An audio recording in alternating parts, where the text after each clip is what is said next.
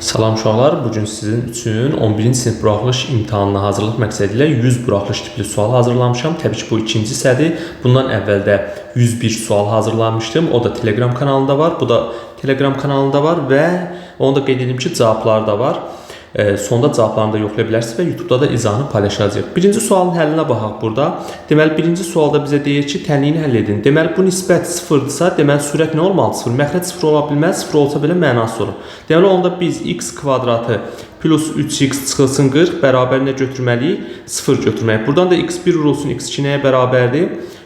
Mənfi 40-a x1 üstə gəlsin x2 də bərabərdir mənfi 3-ə. Deməli, burada onda köklər x1 bərabər mənfi 8, x2 də bərabər müsbət 5 olacaq. Mənfi 8 götürmürəm. Niyə? Çünki burada kökün altına mənfi 8 yazanda 5 ilə toplayanda burada mənfi cavabı olur. Cüt dərəcədən kök altında mənfi olmaz, mənasızdır. Deməli, yeganə bizim doğru cavabımız olacaq 5. Yəni, doğru cavab olacaq C variantı.